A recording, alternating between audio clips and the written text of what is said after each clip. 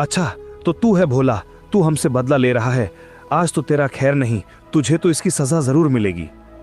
अरे रुको भैया, हम इन दोनों को राजा के पास ले चलते हैं और इनको कौड़े की मार वाला सजा दिलवाते हैं। हाँ, बिल्कुल ठीक कहा लल्लन तुमने। भोला और पद्मा को दोनों भाई रात भर कमरे में बांध कर रखते हैं। सुबह होते ही राजा के पास दोनों को लेकर पहुंच जाते हैं। राजा के पास जाकर दोनों भाई ने बताया कि भोला और उसकी पत्नी ने अपराध किया है। अच्छा, तो ये बात है। देखो भीमा और लल्लन, मैंने तुम दोनों की बातें सुन ली है। तुम्हारा कहना है कि तुम्हारा छोटा भाई भोला तुम्हारा फसल को नुकसान कर दिया खेत के मेड़ को तोड़कर, और अब फल का नुकसान कर दिया पेड़ का जड़ को काटकर। कहो भोला, क्या ये सच है? तुमने ऐसा क्यों किया? महाराज, मैंने कुछ गलत नहीं किया है। खेतों की बंटवारा करते हुए मेरे दोनों भाइयों ने सभी खेत अपना नाम कर लिया और सिर्फ मेड़ मुझे दिया। अब मेरा मेड़ मेरा मर्जी, मैं तोड़ूं या रखूं महाराज, इसमें किसी को कोई आपत्ति नहीं होना चाहिए। और आम का पेड़ को तुमने जड़ सहित क्यों काट दिया? वो तो अपराध है। महाराज, जब बंटवारा हुआ था तब मेरे दोनों भाइयों ने आम से लदे हुए डाली ले गई और मुझे सिर्फ आम के पेड़ का जड़ को दिया। अब चूंकि महाराज जड़ मेरा है तो मैं काटूं या रखूं, ये मेरी मर्जी महाराज। इसमें किसी को हस्तक्षेप करने का कोई अधिकार नहीं है महाराज। चूंकि जड़ मेरा था तो मैंने इसे काट दिया। वैसे तुम्हारा भी कहना सही है। तुमने तो खूब बदला लिया है भोला। ईंट का जवाब पत्थर से। वाह भाई वाह, मान गए तुमको भोला। महाराज, आप तो भोला की तारीफ करने लगे। हमें न्याय चाहिए। मूर्ख, तुम दोनों ने अपने छोटे भाई के साथ अन्याय किया है और अभी न्याय की आस लेकर मेरे पास आए हो। इससे पहले कि मैं तुम्हें कोड़े लगवाऊं, तुम निकल जाओ यहाँ से। सीखो ऐप महीने का बस 1 रुपया लेती है और आपको बिजनेसमैन बनना सिखा। So many documents, spreadsheets, videos to go through and the deadline is tomorrow. All the इससे पहले कि मैं तुम्हें कोड़े लगवाऊं, तुम निकल जाओ यहाँ से।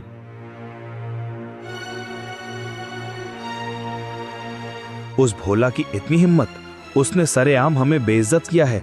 उस भोला को तो सबक सिखाना ही पड़ेगा। हाँ भैया, नहीं छोड़ेंगे उसे। भोला और उसकी पत्नी रोज की तरह आज भी मुखिया की खेतों पर काम कर रहे थे। दोपहर के बाद जैसे ही दोनों खाना खाने बैठते हैं, तभी वो चिड़िया दोबारा उनके पास उड़कर आती है। अरे अरे, यह चिड़िया तो फिर से यहाँ आ गई। लगती है भूखी होगी बेचारी। चलो मैं इसे कुछ खाना खिला देती हूँ। देखो ये चिड़िया कितनी प्यारी है। अगर मेरा भी कोई संतान होता तो उसे भी मैं इसी तरह खाना खिलाती। पद्मा ने उस चिड़िया को खाना खिलाया। खाना खाने के बाद वहाँ एक चमत्कार हो गया। चिड़िया अचानक एक युवक के रूप में बदल गया। आप दोनों ने मुझे वापस इंसानी रूप में लाया है। आज के बाद आप दोनों मेरे माता पिता हो। अरे अरे, ये क्या? ये तो अभी एक चिड़िया थी, अब इंसान कैसे बन गया? कहीं कहीं कहीं तुम कोई बहरूपिया तो नहीं? चले जाओ यहाँ से। युवक को अचानक देख डरने लगे कि तभी वहाँ ऋषि चरणदास जी पहुँच जाते हैं। देखो भोला, तुम दोनों को डरने की कोई जरूरत नहीं है। ये युवक आज के बाद तुम्हारा है। तुम्हारा ही संतान की तरह तुम दोनों के संग रहेगा। क्या ये सच है बाबा? ये हमारा बेटा बनेगा? हाँ पद्मा, तुम हमेशा नाराज थी ना। आज के बाद तुम इसे अपना बेटा बना लेना। 20 वर्ष मैंने किया है और आज वो समय आ गया है। 20 वर्ष? बाबा, क्या कोई रहस्य है? हाँ भूला, आज से 20 वर्ष पहले की बात है, जब मैं प्रातः स्नान के लिए नदी पर गया था। तभी नदी किनारे एक बच्चा रोते हुए मुझे मिला था। अरे, ये तो किसी का बच्चा है, नदी किनारे रो रहा है। अब मैं क्या करूं? इसे यहाँ अकेले छोड़ भी नहीं सकता। एक काम करता हूँ, इसे मैं अपने साथ आश्रम ले जाता हूँ। ऋषि चरणदास ने उस रोते हुए बच्चे को गोद में उठाकर अपने आश्रम ले आते हैं। हे ईश्वर, ये कैसी लीला है। मैं एक सन्यासी इस बच्चे को देखभाल करना मेरी बस की बात नहीं। केवल एक माँ ही संतान का सही देखभाल कर सकती है, कोई दूसरा नहीं। ऋषि चरण सी लीला है, मैं एक सन्यासी। इस बच्चे को देखभाल करना मेरी बस की बात नहीं।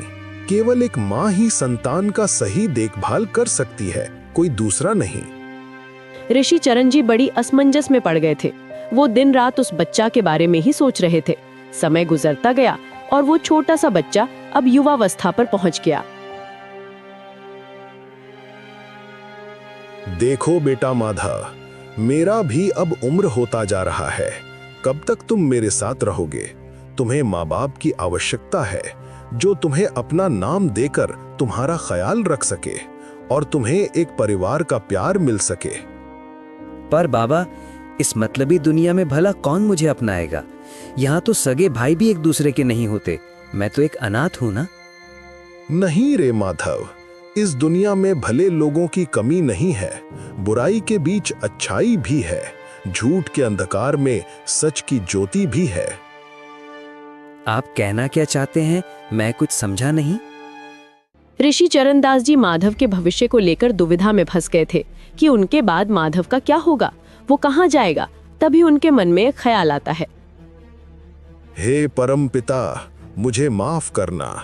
मैं अपने मंत्रों के बल से माधव को एक पक्षी का रूप दे रहा हूँ, जिससे कि वो एक सही माता पिता की तलाश कर सके।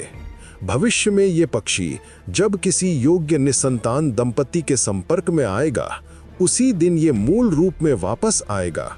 उसके बाद वही दंपति इस बच्चे के माता पिता होंगे।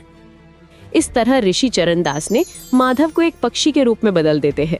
वो पक्षी दिन भर उड़कर घूमती, खाना खाती और वापस आश्रम पर आकर रात बिताती। इस तरह माधव का कोई माँ बाप नहीं था, इसलिए इसे मैंने एक पक्षी बनाकर उसे अपने लिए एक योग्य माता पिता की तलाश करने को कहा था, और वो तुम्हें तलाश लिया।